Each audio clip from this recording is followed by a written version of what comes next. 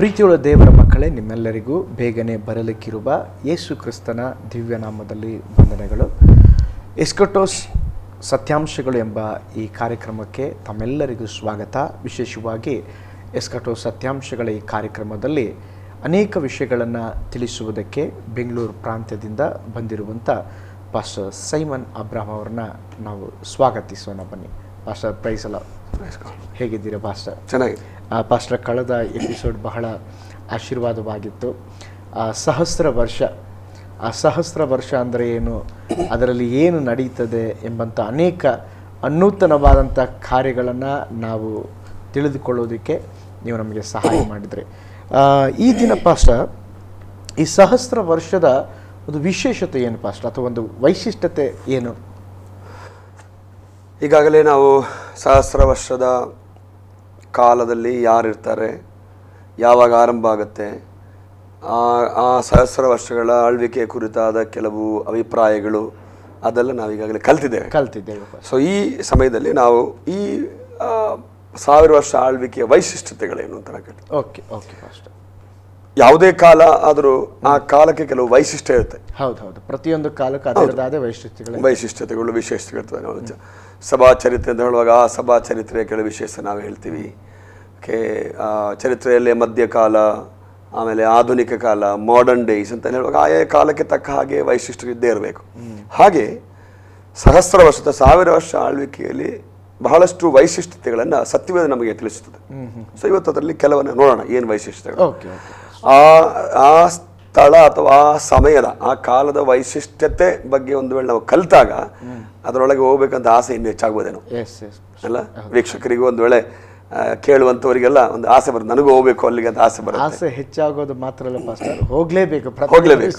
ಒಂದು ವೇಳೆ ಹೊಸಬ್ರು ಯಾವ್ದು ನೋಡೋದಾಗಿದ್ರೆ ಅವ್ರಿಗೆ ಆಸೆ ಬರುತ್ತೆ. ಈ ರೀತಿ ಇರುವಂತ ಈ ಲೋಕ ಜೀವನ, ಈ ಪಾಪ ತುಂಬಿದ, ದುಷ್ಟತನ ತುಂಬಿದ, ಕೆಟ್ಟದ ಅಂತ ಈ ಒಂದು ಲೋಕದಿಂದ, ಈ ಒಂದು ಕಾಲದಿಂದ ವಿಭಿನ್ನವಾದ ಒಂದು ಕಾಲಕ್ಕೆ ಹೋಗೋಣ ಅಂತ ಸಂತೋಷ ಬರುತ್ತೆ ನೋಡಿ. ಸೊ ಅಂತವರಿಗೆ ಒಂದೇ ಮಾರ್ಗ, ಯೇಸು ಸ್ವಾಮಿಯನ್ನು ಕರ್ತನಾಗಿ ಸ್ವೀಕಾರ ಮಾಡಿದ್ರೆ ನಮ್ಗೆ ಎಲ್ಲರೂ ಅದಕ್ಕೆ ಹೋಗ್ಬೋದು, ಪರಿಶುದ್ಧರಾಗಿ ಜೀವಿಸಿದ್ರೆ. ಸೊ ಆ ವರ್ಷದ ಅಥವಾ ಈ ಸಹಸ್ರ ವರ್ಷದ ಕುರಿತಾಗಿ ಕೆಲವು ಒಂದು ಮೊದಲನೇ ವೈಶಿಷ್ಟ್ಯ ಏನಂದ್ರೆ, ಫಸ್ಟ್ ಅಂಡ್ ಫಾರ್ಮೋಸ್ಟ್ ಮೊದಲನೇ ವಿಶೇಷತೆ ಏನಂದ್ರೆ, ಈ ಸಹಸ್ರ ವರ್ಷದಲ್ಲಿ ಕ್ರಿಸ್ತನು ಅಥವಾ ಕರ್ತನು ರಾಜನಾಗಿರ್ತಾನೆ ಹಾಗೂ ಆತನ ರಾಜ್ಯವು ಈ ಲೋಕದಲ್ಲಿ ಸ್ಥಾಪಿಸಲ್ಪಡ್ತದೆ. ದೇವರ ರಾಜ್ಯ ಈ ಲೋಕದಲ್ಲಿ, ಕ್ರಿಸ್ತನ ರಾಜ್ಯ ಈ ಲೋಕದಲ್ಲಿ ಈ 1000 ವರ್ಷದಲ್ಲಿ ಸ್ಥಾಪಿಸಲ್ಪಡ್ತದೆ. ಆ ರಾಜ್ಯದಲ್ಲಿ ರಾಜನು ಕ್ರಿಸ್ತನಾಗಿರ್ತಾನೆ. ಈಗ ನೀವು ಹೇಳಿದ್ರಿ ಯೇಸು ಸ್ವಾಮಿ ಆತನ ರಾಜ್ಯ ಸ್ಥಾಪಿಸಲ್ಪಡ್ತದೆ ಅಂತೇಳಿ, ಹೌದಲ್ವಾ?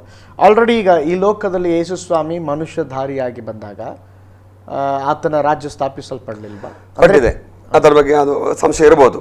ಸೊ ಇಲ್ಲಿ ಇದನ್ನು ಯೇಸು ಸ್ವಾಮಿ ಶಿಷ್ಯರು ಕೂಡ ಕೇಳಿದ್ರು, ಹೌದು ಅಲ್ವಾ? ಸ್ವಾಮಿ, ನೀನು ಯಾವಾಗ ರಾಜ್ಯ ಸ್ಥಾಪಿಸ್ತೀಯ ಎಂಬುದಾಗಿ ಅಪೊಸ್ತಲಗೀತೆ 1ನೇ ಅಧ್ಯಾಯದಲ್ಲಿ ಒಂದು ಪ್ರಶ್ನೆ ಇದೆ, ನೀನು ಯಾವಾಗ ರಾಜ್ಯವನ್ನು ಸ್ಥಾಪನೆ ಮಾಡ್ತೀಯ ಎಂಬುದಾಗಿ. ಅದಕ್ಕೆ ಕ್ರಿಸ್ತನ ಕೊಟ್ಟಂತ ಉತ್ತರ ಕೂಡ ಇದೆ.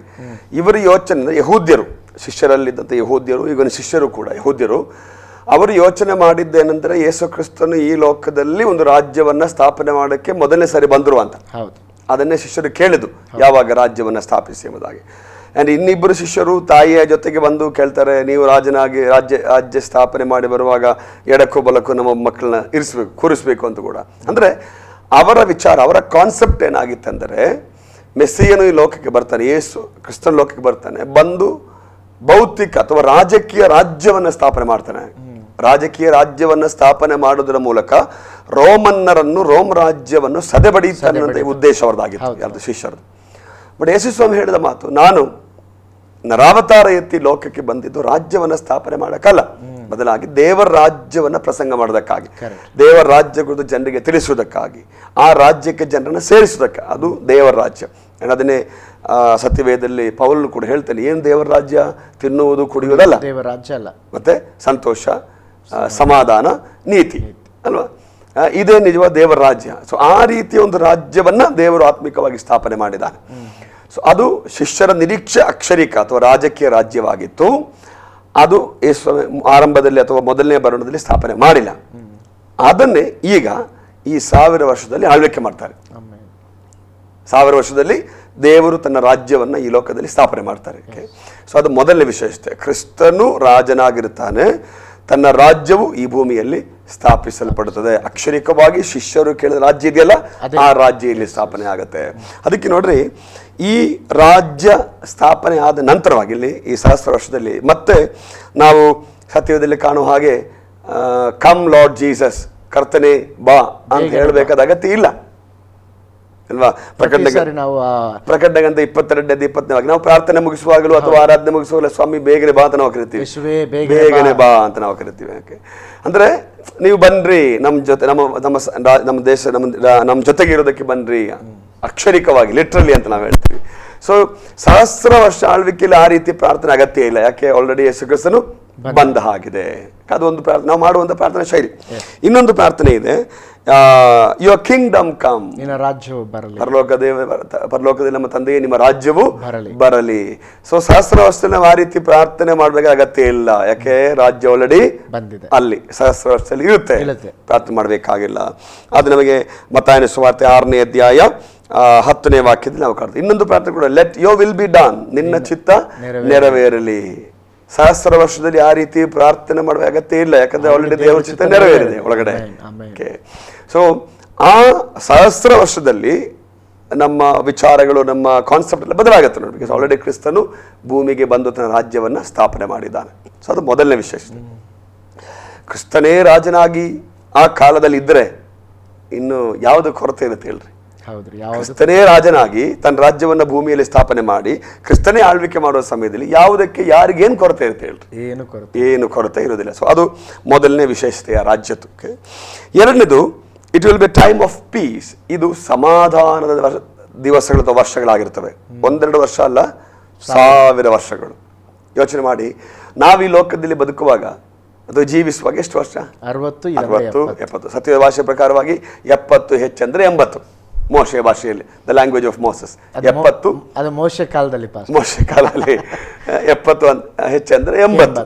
ಬಟ್ ಈಗಿನ ಸನ್ನಿವೇಶ, ಈಗಿನ ಆಹಾರ ಪರಿಸ್ಥಿತಿ, ವಾತಾವರಣ ಎಲ್ಲ ನೋಡಿದ್ರೆ ಅದೆಲ್ಲ ನಮಗೆ ಹೇಳಕ್ ಆಗೋದಿಲ್ಲ. 50 ದಾಟಿದ್ರೆ ಸಾಕಪ್ಪ ಅಂತ ಹೇಳಿ ಅಲ್ವಾ?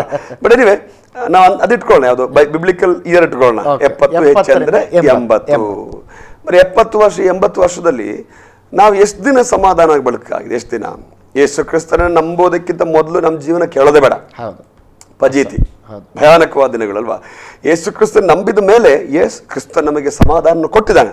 ಆದರೆ ಎಂತೆಂಥ ಸನ್ನಿವೇಶಗಳಲ್ಲಿ ರೋಗಗಳು, ಕಷ್ಟಗಳು, ಫಿನಾನ್ಷಿಯಲ್ ಆರ್ಥಿಕ ಬಿಕ್ಕಟ್ಟುಗಳು, ಹೊರಗಿನಿಂದ ಜನರ ಸಮಸ್ಯೆಗಳು, ಅವರು ನಮಗೆ ವಿರುದ್ಧವಾಗಿ ಮಾತಾಡಿದ್ದು, ಚಾಡಿ ಇಳಿದೆಲ್ಲ ನಮ್ಗೆ ಕೇಳಿಸ್ಕೊಂಡಾಗ ಕೆಲವು ಸಾರಿ ನಮ್ಮ ಸಮಾಧಾನ, ನೆಮ್ಮದಿ ಹಾಳಾಗೋಗಿತ್ತು ಬಾಹ್ಯವಾಗಿ. ಬಟ್ ಆಂತರಿಕವಾಗಿ ಒಳಗೆ ನಮಗೆ ಸಮಾಧಾನ ಇತ್ತು ನೋಡ್ರಿ. ಬಟ್ ಈ ಸಹಸ್ರ ವರ್ಷದಲ್ಲಿ ಹಾಗಲ್ಲ. ಈ ಸಹಸ್ರ ವರ್ಷದಲ್ಲಿ ನಮಗೆ ವಿರುದ್ಧವಾಗಿ ಮಾತಾಡೋರು ಯಾರು ಇಲ್ಲ, ನಮಗೆ ಆರ್ಥಿಕ ಬಿಕ್ಕಟ್ಟಿಲ್ಲ, ನಮಗೆ ರೋಗ ಇಲ್ಲ, ರುಜಿನ ಇಲ್ಲ, ಏನೂ ಇಲ್ಲ. ದೇವರಿಗೆ ಸ್ತೋತ್ರ ಅಲ್ವಾ? ಆ ಒಂದು ದಿನ ಎದುರು ನೋಡಿಕೊಂಡೇ ನಾವು ಈ ಲೋಕದ ಎಲ್ಲವನ್ನು ಸಹಿಸ್ತಾ ಇದ್ದೀವಿ. ಈಗ ಏನು ಬರಲಿ ಪರವಾಗಿಲ್ಲ, ಈಗ ಎಷ್ಟೇ ಕಷ್ಟ ಬರಲಿ ತೊಂದರೆ ಇಲ್ಲ, ಏನೇ ಬರಲಿ ನಾ ಅಡ್ಜಸ್ಟ್ ಮಾಡ್ಕೊಳ್ತೀವಿ. ಯಾಕೆ? ಒಂದು ದಿನ ಬರುತ್ತೆ ರೋಗ ರುಜಿನಗಳು ಇಲ್ಲದೆ ಇರುವಂಥ ಸ್ಥಳ, ಸಮಾಧಾನ ತುಂಬಿರುವಂಥ ಒಂದು ದೇಶ, ಒಂದೊಂದು ಆಳ್ವಿಕೆ. ಅದು ಈ ಎರಡನೆಯ ವಿಶೇಷತೆ. ಅದು come to book of Romans, ರೋಮ ಪತ್ರಿಕೆ 8ನೇ ಅಧ್ಯಾಯ 22ನೇ ವಾಕ್ಯಕ್ಕೆ ಬಂದರೆ, ರೋಮ ಪತ್ರಿಕೆ 8ನೇ ಅಧ್ಯಾಯ 22ನೇ ವಾಕ್ಯ, ಜಗತ್ತೆಲ್ಲ ಇಂದಿನವರೆಗೂ ನರಳುತ್ತಾ ಪ್ರಸವ ವೇದನೆ ಪಡುತ್ತಾ ಇರುತ್ತದೆಂದು ನಾವು ಬಲ್ಲೆವು. ಓಕೆ, ಈಗಲೂ ಈಗ ಜಗತ್ತೇನು ಮಾಡ್ತಿದೆ? ಪ್ರಸವ ವೇದನೆ ಪಡ್ತಾ ಇದೆ. ಯಾವಾಗ ನಮಗೆ ವಿಮೋಚನೆ? ಮೊದಲು ಈಗಾಗಲೇ ನಿಮಗೆ ಮೊದಲೇ ತಿಳಿಸಿದ್ದೀನಿ ನಿಮಗೆ, ಏನಂದ್ರೆ ಜಗತ್ತು ಕೂಡ ವಿಮೋಚನೆಗೆ ಕಾಯ್ತಾ ಇದೆ.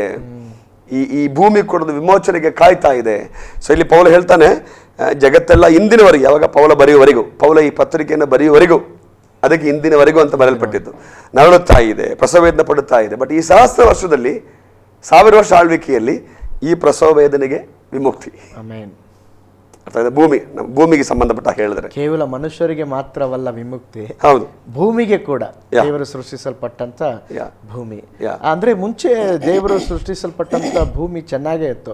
ಯಾವಾಗ ಪಾಪ ಮಾಡಿದ್ರು ಅವಾಗಿಂದ ಆ ಭೂಮಿಗೆ ಒಂದು ಶಾಪ ಹತ್ತು. ಹೌದು, ಭೂಮಿಯಲ್ಲಿ ಈ ಮುಳ್ಗಿಡಗಳು, ಕರೆಕ್ಟ್, ಭೂಮಿ ಶಾಪಗ್ರಸ್ತವಾದದ್ದು, ಮನುಷ್ಯನಿಗೆ ವಾಸ ಯೋಗ್ಯವಾದ ಸ್ಥಳವೇ ಆಗಿತ್ತು ಕೂಡ, ಆದರೂ ಕೂಡ ಕಷ್ಟ ಅನುಭವಿಸಿಕೊಂಡು ಈ ಲೋಕದಲ್ಲಿ ಬಾಳ್ಬೇಕಾಗಿದೆ. ಅಂದ್ರೆ ಆ ದಿನದ ಮೊದಲುಕೊಂಡು ಭೂಮಿನೂ ಕಷ್ಟಪಡ್ತದೆ, ನಮಗೆ ಯಾವಾಗಪ್ಪ ಬಿಡುಗಡೆ ಬರ್ತದೆ. ಹೌದು ಹೌದು, ಇದಕ್ಕೆಲ್ಲ ಯಾವಾಗ ಮುಕ್ತಿ, ಯಾವಾಗೆಲ್ಲ ಮುಕ್ತಿ, ಬಾಯಿ ಮಾತಿಲ್ಲ, ನರಳಾಟದಿಂದ ನರಳಾಡ್ತಾ ಅಲ್ವಾ, ಅದನ್ನ ಬೈಬಲ್ ಹೇಳುತ್ತೆ. ಯೆಶಾಯನ ಗ್ರಂಥ 11ನೇ ಅಧ್ಯಾಯ 1-9 ಓದಿ ನೋಡಿದ್ರೆ ಅಲ್ಲಿ ಬರೆಯಲ್ಪಟ್ಟ ಯಹೂದ್ಯರು ಹಾಗೂ ಅರಬ್ಯನ್ನರು ಅವರು ಕೂಡ ಈ ಮಿಲ್ಲೇನಿಯಂ ಅಲ್ಲಿ ಫ್ರೆಂಡ್ಶಿಪ್ ಅಲ್ಲಿ ಇರ್ತಾರೆ ಅಂತ ವಾಕ್ಯ ಆಮೇಲೆ ಓದ್ ಗೊತ್ತಾಗುತ್ತೆ ನಿಮಗೆ. ಅವ್ರು ಓದ್ ನೋಡ್ಲಿ, ವೀಕ್ಷಕರು ಅವರು ಓದ್ಲಿ, ನಮಗೆ ಎಲ್ಲದಕ್ಕೂ ಟೈಮ್ ಇಲ್ಲ. 11ನೇ ಅಧ್ಯಾಯ 1-9 ವಾಕ್ಯದಲ್ಲಿ ಬರೀ ಯಹೂದ್ಯರು ಹಾಗೂ ಅರಬ್ಯರು ಕೂಡ 11:1-9 ಯಹೂದ್ಯರು ಅರಬಿಯರು ಗೆಳೆತನದಲ್ಲಿ ಫ್ರೆಂಡ್ಶಿಪ್ ಅಲ್ಲಿ ಇರ್ತಾರಂತೆ. ಅಂದ್ರೆ ಇಬ್ರಿಯರು ಮತ್ತೆ ಅರಬಿಯರು ಅವರು ಇದುವರೆಗೂ ಫ್ರೆಂಡ್ಸೇ ಅಲ್ಲಲ್ಲ ಸರ್? ಈಗ ವೈಷಮ್ಯ ಇದೆ ಅಲ್ಲ, ಭಯಂಕರ ಹೌದು, ದ್ವೇಷ ಇದೆ ನೋಡ್ರಿ. ಅವರು ಈಗ ನಿಮ್ಗೆ ಗೊತ್ತಲ್ಲ, ನಮ್ಗೆ ಗೊತ್ತಿರುವಂತ ಮಾಹಿತಿನೇ, ಅವರು ಯಾವುದಕ್ಕೆಲ್ಲ ಫೈಟ್ ಮಾಡ್ತಾ ಇದ್ದಾರೆ, ಯಾವುದಕ್ಕೆಲ್ಲ ಅವರು ಕಿತ್ತಾಡ್ತಾ ಇದ್ದಾರೆ ಎಂಬುದಾಗಿ ಅಲ್ವೇ. ಸೊ ಆ ಒಂದು ಹಗೆತನಗಳು ಈಗ ಮುಂದುವರಿತಾ ಇದೆ. ಬಟ್ ಮಿಲ್ಲೇನಿಯಂ ಅಲ್ಲಿ ಅವರು ಫ್ರೆಂಡ್ಸ್ ಆಗಿರ್ತಾರಂತೆ, ಸ್ನೇಹಿತರಾಗಿರ್ತಾರಂತೆ. Then we come to book of Isaiah again. ಯೆಶಾಯನ ಗ್ರಂಥ 19ನೇ ಅಧ್ಯಾಯ 25ನೇ ವಾಕ್ಯ. ಯೆಶಾಯ 19:25 ನಾವು ಗಮನಿಸಿ ನೋಡಿದ್ರೆ ಅಲ್ಲಿ ಬರೆಯಲ್ಪಟ್ಟಿವೆ, ನನ್ನ ಪ್ರಜೆಯಾದ ಐಗುಪ್ತಕ್ಕೂ ನನ್ನ ಸೃಷ್ಟಿಯಾದ ಅಶ್ಶೂರಕ್ಕೂ ನನ್ನ ಸ್ವಾಸ್ಥ್ಯವಾದ ಇಸ್ರಾಯೇಲಿಗೂ ಶುಭವಾಗಲಿ ಎಂದು ಸೇನಾಧೀಶನಾದ ಯೆಹೋವನು ಅವುಗಳನ್ನು ಆಶೀರ್ವದಿಸಿದಾನಷ್ಟೇ ಅಲ್ವಾ. ಅಲ್ಲಿ ಕಾಣುವಂಥದ್ದು the reconciliation or the friendship between God and man, ದೇವರಿಗೂ ಮನುಷ್ಯರಿಗೂ ಮಧ್ಯೆ ಇರುವಂತಹ ಗೆಳೆತನ, ಫ್ರೆಂಡ್ಶಿಪ್. ಓಕೆ, ಸೊ ಸಹಸ್ರ ವರ್ಷದಲ್ಲಿ ಆ ರೀತಿಯ ಒಂದು ವಾತಾವರಣ ಇರುತ್ತೆ, ಸಮಾಧಾನ. ಓಕೆ, ಎಲ್ಲಿ ನೋಡಿದ್ರೆ ಸಮಾಧಾನ, ಗ್ಲೋರಿಫೈಡ್ ಮಹಿಮೆಯುಳ್ಳ ಶರೀರಧಾರಿಗಳು ನಾವೆಲ್ಲರೂ ಅಲ್ಲಿ ಇರ್ತೀವಿ, ನಮ್ಮ ಮಧ್ಯೆಯಲ್ಲಿ ಸಮಾಧಾನ. ಹೊರಗಡೆ ಇರುವಂಥ ಜನರಲ್ಲಿ ಕೂಡ ಸಮಾಧಾನ ಇರುತ್ತೆ ಆ ಟೈಮಲ್ಲಿ, ಯಾಕಂದ್ರೆ ಅವರನ್ನು ಮರಳುಗೊಳಿಸುವ ಸೈತಾನ ಇಲ್ಲ, ಈಗ ಅವನಲ್ಲಿ ಬಂಧನರಿದ್ದಾನೆ. ಸೊ ಅವರು ಕೂಡ ಹೆಚ್ಚು ಕಡಿಮೆ ಎಲ್ಲ ಸಮಾಧಾನದಲ್ಲಿ ಸಂತೋಷವಾಗಿ ನೆಮ್ಮದಿಯಾಗಿರ್ತಾರೆ. ಅವರು 1000 ವರ್ಷ ಬಿಡುಗಡೆ ಸೈತಾನಿಗೆ ಬಿಡುಗಡೆ ಆದಮೇಲೆ ಮತ್ತೆ ಅವರನ್ನ ಮರಳುಗೊಳಿಸಿ ತನ್ನ ಕಡೆಗೆ ಸೇರಿಸ್ಕೊಂಡು ಯುದ್ಧಕ್ಕೆ ಬರುವಂಥದ್ದು. ಅಂದ್ರೆ ಆಮೇಲೆ ನೋಡೋಣ. ಸೊ ಅದು ಎರಡನೇ ವಿಶೇಷತೆ. ಮೊದಲನೇದು ಕ್ರಿಸ್ತನು ರಾಜನಾಗಿರ್ತಾನೆ, ಕ್ರಿಸ್ತನ ತನ್ನ ರಾಜ್ಯವನ್ನು ಸ್ಥಾಪನೆ ಮಾಡ್ತಾನೆ, ಅದು ಮೊದಲನೇ ವಿಶೇಷತೆ. ಎರಡನೇ ವಿಶೇಷತೆ ಅಲ್ಲಿ ಸಮಾಧಾನ, ಆ ಸಮಾಧಾನದ ಒಂದು ವಾತಾವರಣ ಅಲ್ಲಿ ಅಡಕವಾಗಿರ್ತದೆ. ಮೂರನೇದು, ಅದ್ರ ಬಗ್ಗೆ ನಾನು ಸ್ವಲ್ಪ ಈಗಾಗಲೇ ಮಾಹಿತಿ ಕೊಟ್ಟಿದ್ದೀನಿ ನಾನು. ಮೂರನೇ ವಿಶೇಷತೆ ಏನಂದ್ರೆ, Satan will be bound for 1000 years. ಸೈತಾನನು 1000 ವರ್ಷಗಳು ಬಂಧನದಲ್ಲಿ ಇಡಲ್ಪಡುವನು. ಪ್ರಕಟಣೆ ಗ್ರಂಥ 20ನೇ ಅಧ್ಯಾಯಕ್ಕೆ ಬಂದರೆ, ಬುಕ್ ಆಫ್ ರೆವಲೇಷನ್ ಚಾಪ್ಟರ್ 20 20ನೇ ಅಧ್ಯಾಯ 2ನೇ ವಾಕ್ಯ ನೋಡಿ. ಪುರಾತನ ಸರ್ಪವೆಂಬ ಘಟ ಸರ್ಪವನ್ನು ಹಿಡಿದು 1000 ವರ್ಷ ಬಂಧನದಲ್ಲಿಟ್ಟನು. ಆ 1000 ವರ್ಷ ತೀರುವ ತನಕ ಸೈತಾನು ಇನ್ನೂ ಜನಗಳನ್ನು ಮರಳುಗೊಳಿಸದ ಹಾಗೆ ದೇವದೂತನು ಅವನನ್ನು ಅಧೋಲೋಕದಲ್ಲಿ ದೊಬ್ಬಿ ಬಾಗಿಲು ಹಾಕಿ ಮುದ್ರೆ ಹಾಕಿದನು. ಈ ಸೈತಾನನ್ನ ಅಧೋಲೋಕಕ್ಕೆ ಹಾಕಿದ ದೇವದೂತನು ಯಾರು ಅಂತ ನಮಗೆ ಸತ್ಯವೇದನೆ ಸ್ಪಷ್ಟವಾಗಿಲ್ಲ. ಆ ದೇವದೂತನ ಹೆಸರು ಕೊಡಲಾಗಿಲ್ಲ, ನಮಗೆ ಅದು ಬೇಡ ಬಿಡ್ರಿ. ನಮಗೆ ಏನ್ ಬೇಕಾಗಿತ್ತು, ಸೈತಾನ ಬಂಧನಕ್ಕೆ ಬೇಕಾಗಿತ್ತು, ಅದಾಯ್ತು. ಓಕೆ, ನೋಡಿ, ಅದಕ್ಕೆ ಮುದ್ರೆ ಹಾಕಿದನು. ಹಾಗಿದ್ರೆ ಈ ಮುದ್ರೆ ಹಾಕಿರುವಂತ ದೇವದೂತನೇ ಓಪನ್ ಮಾಡಿದ್ರೆ ಮಾತ್ರ ಸೈತಾನ ಹೊರ ಬರುವಂತದ್ದು. ಓಕೆ, ಬೇರೆ ದೇವದೂತರು ಇಲ್ಲ, ಅವರಿಗೆ ಆ ಜವಾಬ್ದಾರಿ ಕೊಡಲಾಗುತ್ತೆ ಆಮೇಲೆ. ಓಕೆ, ಆ 1000 ವರ್ಷಗಳಾದ ಮೇಲೆ ಅವನಿಗೆ ಸ್ವಲ್ಪ ಕಾಲ ಬಿಡುಗಡೆ ಆಗಬೇಕು. ಸ್ವಲ್ಪ, ಅದು ಜಾಸ್ತಿ ಇಲ್ಲ. 1000 ವರ್ಷ ಆದ್ಮೇಲೆ ಸೈತಾನಿಗೆ ಆಗುವಂತ ಬಿಡುಗಡೆ ಇದೆಯಲ್ಲ, ಅದು ಮತ್ತೆ ಫಾರ್ ಎವರ್ ಅಂಡ್ ಎವರ್ ಅಲ್ಲ, ಅದು ತಾತ್ಕಾಲಿಕ. ಅದೇ ಕನ್ನಡ ಭಾಷೆಯಲ್ಲಿ ಬಹಳ ಸ್ಪಷ್ಟವಾಗಿ ಬರೆಯಲ್ಪಟ್ಟಿವೆ ಸತ್ಯವೇದದಲ್ಲಿ. ಅವನಿಗೆ ಸ್ವಲ್ಪ ಕಾಲ ಬಿಡುಗಡೆ ಆಗಬೇಕು ಎಂಬುದಾಗಿ ಸತ್ಯವೇದ ಹೇಳುತ್ತೆ ನಮಗೆ. ಹಾಗಿದ್ರೆ ಸೈತಾನ್ನ ಬಂಧಿಸುವಂತ ಕಾರ್ಯ ಈ ಸಹಸ್ರಾಬ್ದ ವರ್ಷದಲ್ಲಿ ನಡೆಯುತ್ತೆ. ನಾನೀಗಾಗಲೇ ಬಹಳ ಸಾರಿ ಪುನರಾವರ್ತನೆಯಾಗಿ ಹೇಳಿದಂತ ಮಾತಿದು. ಸೈತಾನನ್ನ ಬಂಧಿಸಿದ್ದರಿಂದ ಅಕ್ರಮಗಳು, ಅನ್ಯಾಯಗಳು, ಅನೀತಿಗಳು, ಪಾಪಗಳು, ದೋಷಗಳು ಕಡಿಮೆ ಆಗ್ತವೆ ಎಂಬುದಾಗಿ ನಾನು ಹೇಳಿದೆ. ಅದು ಈ ಸಹಸ್ರ ವರ್ಷದಲ್ಲಿ ಮುಂದುವರಿಯುತ್ತದೆ. 1000 ವರ್ಷಗಳವರೆಗೂ ಅದು ಮುಂದುವರಿಯುತ್ತದೆ. ಅದನ್ನು ನಾವು ಗಮನದಲ್ಲಿಟ್ಟುಕೊಳ್ಳಬೇಕಾಗದ್ದು. ನಾಲ್ಕನೇದಾಗಿ, ಈ ಸಹಸ್ರ ವರ್ಷದ ಇನ್ನೊಂದು ವಿಶೇಷತೆ ಏನಂದ್ರೆ, first resurrection will take place. ಮೊದಲನೆಯ ಪುನರುತ್ಥಾನ. ಆಗ ಈ ಮೊದಲನೇ ಪುನರುತ್ಥಾನ ಅಂತ ಹೇಳುವಾಗ ನಾವಿದನ್ನು ತಪ್ಪದ ಮಾಡ್ಕೋಬಾರ್ದು. ಆಲ್ರೆಡಿ ಕ್ರಿಸ್ತನು ಪುನರುತ್ಥಾನ ಆಗಿದ್ದಾನೆ. ಓಕೆ, ಅದಾದ್ಮೇಲೆ ರ್ಯಾಪ್ಚರ್ ಅಲ್ಲಿ ಸತ್ತವರು ಎದ್ದು ಬರ್ತಾರೆ, ಅದು ಕೂಡ ಪುನರುತ್ಥಾನ, ಎದ್ದು ಬರುವಂಥದ್ದು. ಆಮೇಲೆ ಬದುಕಿರುವಂಥವರು, ಜೀವಂತವಾಗಿರುವಂಥವರು ರೂಪಾಂತರಗೊಳ್ತಾರೆ ಅಲ್ವೇ. ನಾವು ಗಮನಿಸಬೇಕಾದ ಅಂಶ. ಹಾಗಿದ್ರೆ ಇಲ್ಲಿ ಏನು ಪುನರುತ್ಥಾನ ಅಂದ್ರೆ ಏನಿದು ಪ್ರಥಮ ಪುನರುತ್ಥಾನ? 20ನೇ ಅಧ್ಯಾಯ, ಪ್ರಕಟಣೆ ಗ್ರಂಥ 20ನೇ ಅಧ್ಯಾಯ ಅದರ 5ನೇ ವಾಕ್ಯ ನೋಡ್ರಿ. ಮೇ ಬಿ ನಾನು 4ನೇ ವಾಕ್ಯ ಸೇರಿಸಿ ಓದ್ತೀನಿ, ನಿಮಗೆ ಗೊತ್ತಾಗುತ್ತೆ. ಓದ್ತೀರಾ 4ನೇ ವಾಕ್ಯ? ಓಕೆ. ತರುವಾಯ ಸಿಂಹಾಸನಗಳನ್ನು ಕಂಡೆನು, ಅವುಗಳ ಮೇಲೆ ಜನರು ಕೂತಿದ್ದರು, ನ್ಯಾಯ ತೀರಿಸುವ ಅಧಿಕಾರವು ಅವರಿಗೆ ಕೊಡಲ್ಪಟ್ಟಿತು. ಅಲ್ಲ ಅದ ಗಮನಿಸಿ, ತರುವಾಯ ಸಿಂಹಾಸನಗಳನ್ನ ಕಂಡೆನು, ಅವುಗಳ ಮೇಲೆ ಯಾರು ಕೂತಿದ್ರು? ಜನರು. ಯಾರು ಈ ಜನರು? ನಮಗೆ ಸಂಶಯ ಬರ್ಬೋದು. ಈ ಜನರು ಯಾರಂದ್ರೆ ಕ್ರಿಸ್ತನ ಸಂಗಡ ಭೂಮಿಗೆ ಬಂದವರು. ಕರೆಕ್ಟ್. ದೇವ ಜನರು, ಸಭೆ, ದೇವ ಜನರು, ಪರಿಶುದ್ಧರು ಅವರು. ಓಕೆ, ಅವರು ಕೂತಿದ್ದರು. ಅವ್ರೇನ್ ಮಾಡ್ತಾ ಇದ್ರಂತೆ? ನ್ಯಾಯ ತೀರಿಸುವ ಅಧಿಕಾರ ಅವರಿಗೆ ಕೊಡಲ್ಪಟ್ಟಿದ್ದು. ಸಹಸ್ರಾಬ್ದ ವರ್ಷದಲ್ಲಿ ಅವ್ರು ಮಾಡ್ತಾ ಇದ್ರು ನ್ಯಾಯ ತೀರಿಸುವಂತ ಕೆಲಸ. ಓಕೆ, ನೆಕ್ಸ್ಟ್, ಇದಲ್ಲದೆ ಯೇಸುವಿನ ವಿಷಯವಾದ ಸಾಕ್ಷಿಯ ನಿಮಿತ್ತವಾಗಿಯೂ ದೇವರ ವಾಕ್ಯದ ನಿಮಿತ್ತವಾಗಿಯೂ ತಲೆ ಹೊಯಿಸಿಕೊಂಡವರ ಆತ್ಮಗಳನ್ನು ಮೃಗಕ್ಕೂ ಅದರ ವಿಗ್ರಹಕ್ಕೂ ನಮಸ್ಕರಿಸದೆ ತಮ್ಮ ಹಣೆಯ ಮೇಲೆ ಮತ್ತು ಕೈಯ ಮೇಲೆ ಗುರುತು ಹಾಕಿಸಿಕೊಳ್ಳದೆ. ಏನಿ ಹಣೆಯ ಮೇಲೆ ಮತ್ತು ಕೈಯ ಮೇಲೆ ಗುರುತು ಅಂದ್ರೆ 666. ಕೆಲವರು ಇದನ್ನೇ ಸಂಶಯವಾಗಿ ಹೇಳ್ತಾರೆ, ಈ ಮುದ್ರೆ ಕೈ ಮೇಲೆ ಅಥವಾ ಹಣೆ ಮೇಲೆ ಹೆಂಗೆ ಹೇಳ್ತೀರಾ ಅಂತ.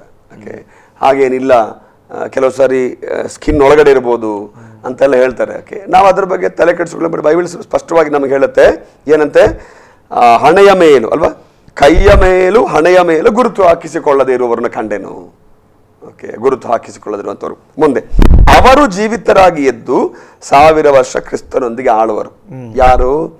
7 ವರ್ಷಗಳ ಉಪದ್ರವ ಕಾಲ ಇದೆಯಲ್ಲ, 7 ವರ್ಷಗಳ ಉಪದ್ರವ ಕಾಲದಲ್ಲಿ ರಕ್ತ ಸಾಕ್ಷಿಗಳಾದವರು, ಕ್ರಿಸ್ತನ ನಿಮಿತ್ತವಾಗಿ, ವಾಕ್ಯದ ನಿಮಿತ್ತವಾಗಿ ತಲೆ ಹೊಯಿಸಿಕೊಂಡವರು, ಮೃಗಕ್ಕೆ ಹಾಗೂ ಆ ಸಂಖ್ಯೆಗೆ ಶರಣಾಗದೇ ಇರುವಂಥವರು, ಶರಣಾಗತರಾಗದೇ ಇರುವಂಥವರ ಅವರು ರಕ್ತ ಸಾಕ್ಷಿಗಳಾಗ್ತಾರಲ್ಲ, ಅವರ ಆತ್ಮಗಳು ಮೊದಲನೇ ಪುನರುತ್ಥಾನದ ಸೇರ್ಕೊಂಡಿರುವಂತ. ಇಲ್ಲಿ ಕಾಣುವಂತ ಮೊದಲ ಪುನರುತ್ಥಾನ ಅಥವಾ ಪ್ರಥಮ ಪುನರುತ್ಥಾನ ಅನ್ನುವಂಥದ್ದು ಯಾರ್ದು? ಎಲ್ಲ ದೇವರ ಮಕ್ಕಳದಲ್ಲ. ಉಪದ್ರವ ಕಾಲದಲ್ಲಿ ರಕ್ತ ಸಾಕ್ಷಿಗಳಾದವರ ಆತ್ಮಗಳು ಪುನರುತ್ಥಾನ ಆಗುತ್ತೆ. ಅದೇ ಪ್ರಥಮ ಪುನರುತ್ಥಾನ. ಇಲ್ಲಿ ಯಾಕೆ ಫಸ್ಟ್ ಅಂತ ಬರೆಯಲಾಗಿದೆ? ಈ 20ನೇ ಅಧ್ಯಾಯದ ಕಾಂಟೆಕ್ಸ್ಟ್ ಅಲ್ಲಿ ಮಾತ್ರ. ಹೌದು, ನಾವು ಇದನ್ನ ಮತ್ತೆ ಅಲ್ಲಿ ಕಂಪೇರ್ ಮಾಡಂಗಿಲ್ಲ. ಯೇಸು ಕ್ರಿಸ್ತನ ಪುನರುತ್ಥಾನ, ಮೊದಲನೇ ಪುನರುತ್ಥಾನ, ಅವರೇ ಪುನರುತ್ಥಾನದಲ್ಲಿ ಫಸ್ಟ್ ಫ್ರೂಟ್ ಅಂತ ಹೇಳ್ತೀವಿ ನಾವು. ಆಮೇಲೆ ಕ್ರಿಸ್ತನ ಬರೋಣದಲ್ಲಿ ಸತ್ತವರು ಎದ್ದು ಬರ್ತಾರೆ, ಆಮೇಲೆ ರೂಪಾಂತರ ಆಗುವಂಥವರು. ಸೊ ಇಲ್ಲಿ ಕಾಣುವಂಥದ್ದು ಈ 20ನೇ ಅಧ್ಯಾಯ ಕಾಂಟೆಕ್ಸ್ಟ್ ಅಲ್ಲಿ. ಸೊ ಮೊದಲನೆಯ ಪುನರುತ್ಥಾನ. ಓಕೆ, ನಾನು ಈಗಾಗಲೇ ಹೇಳಿದ ಪ್ರಕಾರವಾಗಿ 20ನೇ ಅಧ್ಯಾಯದ ಕಾಂಟೆಕ್ಸ್ಟ್ ಸಂದರ್ಭಕ್ಕೆ ತಕ್ಕ ಹಾಗೆ ಇದು ಮೊದಲನೆಯ ಪುನರುತ್ಥಾನ. ಅಂದರೆ ಉಪದ್ರವ ಕಾಲದಲ್ಲಿ ಸತ್ತವರ ಆತ್ಮಗಳು, ರಕ್ತ ಸಾಕ್ಷಿಗಳಾದವರ ಆತ್ಮಗಳು ಪುನರುತ್ಥಾನವಾಗುತ್ತೆ. First resurrection. 6ನೇ ವಾಕ್ಯ ನೋಡ್ರಿ, 5ನೇ ವಾಕ್ಯದಲ್ಲಿ ಮಿಕ್ಕ ಸತ್ತವರು ಆ 1000 ವರ್ಷ ತೀರುವ ತನಕ ಜೀವಿತರಾಗಿ ಹೇಳಲಿಲ್ಲ. ಉಪದ್ರವ ಕಾಲದಲ್ಲಿ ರಕ್ತ ಸಾಕ್ಷಿಗಳಾದವರು ಮಾತ್ರ ಎದ್ದೇಳ್ತಾರೆ. ಆ ಟೈಮಲ್ಲಿ ಕೂಡ ಕೆಲವರು ಮರಣ ಹೊಂದಿದ್ದಾರೆ ನೋಡ್ರಿ, ಅವರು ಎದ್ದೇಳೋದಿಲ್ಲ. ಮುಂದೆ 6ನೇ ವಾಕ್ಯದಲ್ಲಿ ಪ್ರಥಮ ಪುನರುತ್ಥಾನದಲ್ಲಿ ಸೇರಿರುವವರು ಧನ್ಯರು, ಪರಿಶುದ್ಧರು ಆಗಿದ್ದಾರೆ. ಇಂಥವರ ಮೇಲೆ 2ನೇ ಮರಣಕ್ಕೆ ಅಧಿಕಾರವಿರುವುದಿಲ್ಲ. 2ನೇ ಮರಣ ನಿತ್ಯ ಮರಣ, ಅದಕ್ಕೆ ಅಧಿಕಾರ ಇರುವುದಿಲ್ಲ. ಆದರೆ ಅವರು ದೇವನಿಗೂ ಕ್ರಿಸ್ತನಿಗೂ ಯಾಜಕರಾಗಿ ಕ್ರಿಸ್ತನೊಂದಿಗೆ 1000 ವರ್ಷ ಆಳುವರು. ಈ 1000 ವರ್ಷದಲ್ಲಿ ಪುನರುತ್ಥಾನ ಆಗುವಂತ ಕೆಲವರಿದ್ದಾರೆ. ಅವರು ಕ್ರಿಸ್ತನ ಸಂಗಡ 1000 ವರ್ಷ ಆಳುವರು. ಜೊತೆಗೆ ಎತ್ತಲ್ಪಟ್ಟವರು, ಸಭೆಯಾಗಿ ಎತ್ತಲ್ಪಟ್ಟರು, ಅವರು ಆಳ್ತಾರೆ. ಅದು ಮಾತ್ರವಲ್ಲ, ಸತ್ತವರಿಂದ ಪುನರುತ್ಥಾನದವರು ಇದ್ದಾರೆ ಮೊದಲು, ಅವರು ಆಳ್ತಾರೆ. ಸೊ ಇದು 4ನೇ ವೈಶಿಷ್ಟ್ಯತೆ. ಸೊ ಪುನರುತ್ಥಾನದಲ್ಲಿ ಪಾಲುಗಾರರಾಗೋರು. ಸೊ ಆದ್ದರಿಂದ ಪ್ರತಿಯೊಬ್ಬ ಮನುಷ್ಯನ ಲೋಕದಲ್ಲಿ ಜನನ ನಾವು ಹೇಳ್ತೀವಿ, ಮರಣ, ಜನನ ಎಲ್ಲ ಇದೆ ಅಲ್ವಾ. ಜನನ ಸಾಮಾನ್ಯವಾಗಿ ನಾವು ಕ್ರೈಸ್ತರದ ನಾವು ಹೇಳ್ತೀವಿ ಶಾರೀರಿಕ ಜನನ, ಆಮೇಲೆ ಆತ್ಮಿಕ ಜನನ, ಆಮೇಲೆ ಇನ್ನೊಂದು ಪುನರುತ್ಥಾನ ಅಂತ ನಾವು ಹೇಳ್ತೀವಿ, ಪುನರುತ್ಥಾನ ಅಲ್ವೇ. ಸೊ ಅದಕ್ಕೆ ಲೋಕದಲ್ಲಿ ಬಾಳಿದ ಪ್ರತಿಯೊಬ್ಬ ಮನುಷ್ಯನಿಗೆ ಒಂದು ಮರಣ ಇದೆ, ಒಂದೇ ಒಂದು ಮರಣ. ಅದಾದ್ಮೇಲೆ ನಮಗೆ ಮರಣ ಇಲ್ಲ. ಆಮೇಲೆ ನಾವು ಕ್ರಿಸ್ತನ ಮಕ್ಕಳಾಗಿ ಬದುಕಿದ್ರೆ ಅಥವಾ ಬಾಳಿದರೆ ಮಾತ್ರ ನಮಗೆ 2ನೇ ಮರಣಕ್ಕೆ ಅವಕಾಶ ಇಲ್ಲ. ಕ್ರಿಸ್ತನನ್ನ ಬಿಟ್ಟು ಕ್ರಿಸ್ತನಿಂದ ದೂರ ಬದುಕಿದರೆ, ಅಗಲಿ ಬದುಕಿದರೆ 2ನೇ ಮರಣ. ಆ ಮರಣ ನಿತ್ಯ ಮರಣ ಅಂತೀವಿ ನಾವು. ಅದಕ್ಕೆ ನಾವು ಹೆಲ್ ಅಥವಾ ಇಟರ್ನಲ್ ಡೆತ್ ಅಂತ ಕರಿತೀವಿ ನಾವು. ಬಟ್ ನಾವು ಯಾರು ರಕ್ಷಣೆ ಹೊಂದಿ ದೇವರ ಮಾರ್ಗದಲ್ಲಿ ನಡೆಯುತ್ತಾರೋ ಅವರಿಗೆ ನಿತ್ಯ ಮರಣಕ್ಕೆ ಅವಕಾಶ ಇಲ್ಲ. ನಿತ್ಯ ಅವ್ರಿಗೆ ಶಾರೀರಿಕ ಮರಣ ಇದೆ, ಈ ಫಿಸಿಕಲ್ ಡೆತ್ ಇದೆ, ಬಟ್ ಸೆಕೆಂಡ್ ಡೆತ್ ಅವರಿಗೆ ಇರೋದಿಲ್ಲ. ಯಾಕೆ? ಅವರು ದೇವರ ಮಕ್ಕಳಾಗಿ ಮಾರ್ಪಟ್ಟಿದೆ. ಅದರಿಂದ ಈ ಸಹಸ್ರ ವರ್ಷದಲ್ಲಿ ಇರುವಂಥ 4 ವೈಶಿಷ್ಟ್ಯತೆಗಳು ಇನ್ನೂ ಕೆಲವಿದೆ, ಅದನ್ನು ನೋಡೋಣ ಆಮೇಲೆ. ಈ ವೈಶಿಷ್ಟ್ಯತೆಗಳು ನೆನೆಸುವಾಗ ಇದರ ಬಗ್ಗೆ ಕೇಳಿಸ್ಕೊಂಡ ವೀಕ್ಷಕರಿಗೆ ಒಳಗಡೆ ಒಂದು ಉತ್ಸಾಹ, ಹುಮ್ಮಸ್ಸು ಬರಬೇಕು. ನನಗೂ ಆ ದಿನ ನೋಡಬೇಕು, ನಾನು ಕ್ರಿಸ್ತನೊಟ್ಟಿಗೆ ಬದುಕಬೇಕು, ಕ್ರಿಸ್ತನೊಟ್ಟಿಗೆ ಬಾಳ್ಬೇಕು ಅನ್ನೋ ಆಸೆ ಬರಲಿ. Pastor thanks. ನಮಗೆ ಸಮಯ ಮುಗಿಯಿತು. ಇನ್ನೂ ಹಲವು ವಿಶೇಷತೆಗಳು ಇದೆ ಎಂಬುದಾಗಿ ಹೇಳಿದ್ದೀರಾ. ಅದನ್ನು ಮುಂದಿನ ಸಂಚಿಕೆಯಲ್ಲಿ ತಿಳಿಸ್ಕೊಡಿ ಪಾಸ್ಟರ್. ಪ್ರಿಯ ವೀಕ್ಷಕರೇ, ಈ ದಿವಸದಲ್ಲಿ ಕೂಡ ಸಹಸ್ರ ವರ್ಷದಲ್ಲಿ ಇರುವಂಥ ಕೆಲವೊಂದು ವಿಶೇಷವಾದ ಸಂಗತಿಗಳನ್ನು, ಯಾವೆಲ್ಲ ಕಾರ್ಯಗಳು ನಡೆಯುತ್ತದೆ ಎಂಬುದಾಗಿ ವಾಕ್ಯಾಧಾರದೊಂದಿಗೆ ನಾವು ನೋಡಿಕೊಂಡಿದ್ದೇವೆ. ಮುಂದಿನ ಎಪಿಸೋಡಲ್ಲಿ ಕೂಡ ಇನ್ನೂ ಹೊಸ ಕಾರ್ಯಗಳನ್ನು ನಾವು ನೋಡಲಿಕ್ಕಿದ್ದೇವೆ. ಇಷ್ಟರವರೆಗೆ ಈ ಆಸರೆಯ ಟಿವಿಯನ್ನು ನೋಡಿದ್ದಕ್ಕಾಗಿ ತಮಗೆ ಧನ್ಯವಾದಗಳು. ಮುಂದಿನ ಎಪಿಸೋಡ್ನಲ್ಲಿ ಹೊಸ ಒಂದು ವಿಷಯದೊಂದಿಗೆ ನಾವು ನಿಮ್ಮೊಂದಿಗೆ ಬರಲಿಕ್ಕಿದ್ದೇವೆ. ಅಲ್ಲಿವರೆಗೆ ನಿಮ್ಮ ಅಚ್ಚುಮೆಚ್ಚಿನ ಆಸರೆ ಟಿವಿಯನ್ನು ನೋಡುತ್ತೀರಿ. ವಂದನೆಗಳು.